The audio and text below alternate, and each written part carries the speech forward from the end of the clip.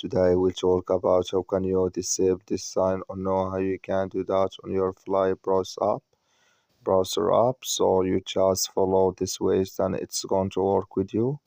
All you have to do in first, you just go down here, you click here on me down here, just click on it. So then it's going to show for you a list like this here. It's going to show for you like this here. You come here to copy link or to direction here. Just click in this sign or this color. Like you see color, it's gone, that's mean copied link auto detection, it's disabled with us now. So that's all you have to do. I wish you know you're accurate, that's all. You just follow these ways and it's going to work with you.